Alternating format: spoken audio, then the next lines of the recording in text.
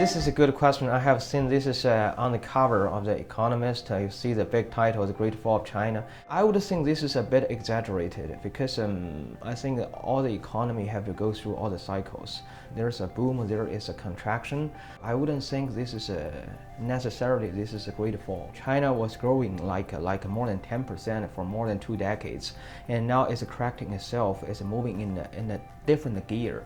It's a natural process. The economy is growing at a different speed, and this is adjusting itself. But of course, China has entrenched structural problem. China is growing so fast. Its size is so big. So the world is not enough to absorb the overcapacity. So in the past, China's economy was driven by the export. Then you have export market, so you can invest on the industrial capacity. But now once China getting too big, then China has to figure out a new way to find the demand for its supply. China, to some extent, is like the United States in the 1920s, before the big crash. Of course, this is not exactly a perfect match between the two things, but there is a resemblance because, in China, the investor have yet to become more mature. They are not rational, I have to say, and institutional investor in China, they are not mature either. China used to be a planned economy. It's just in the process, in the middle of developing itself into a full-blown market economy. Let the market decide how the economy will go and how the price will be set, and they need to learn. I think this is a natural process. They need some stabilization mechanism because the market is in a panic mode. And one thing they need is to revise its monetary policy regime.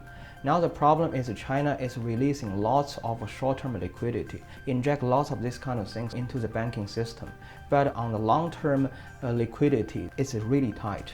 So this is create a problem because you see the bank need to return this money to the central bank in 3 days, in 5 days, in 7 days, no more than 28 days. But how can you expect the bank use this kind of money to support infrastructure investment? There is a mismatch because you invest on some things, you cannot get money back, say for 3 years, for 5 years, or maybe even 20 years. There is a mismatch. The only way they can use the money for their own profit is to support the kind of speculation in the financial market. Then you got a problem all the time. I think they are learning. I think this is also, I don't want to blame the Chinese government for incompetence because the China economy is transforming itself. It's developing very quickly. It's also transforming itself. So in the past, the Chinese economy is relatively small as compared to the world. So they can use export, use international market to support or to say provide the cushion for the domestic economy. But now the market is so big.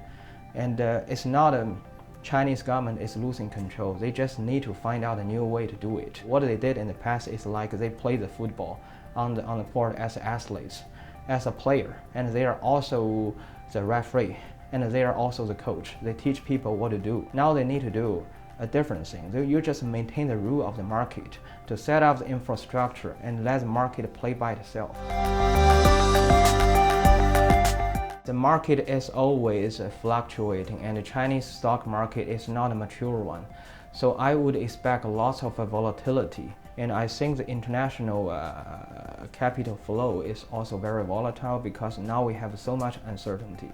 On the Fed side, because the Fed is expected to hike the rate, but we don't know exactly what they are going to do and when they are going to do. We have seen so many uncertainty, and also Chinese has so many domestic problems. The market is still not mature. It's still the sentiment is still not stabilized. So I can see it's going to be lots of uncertainty.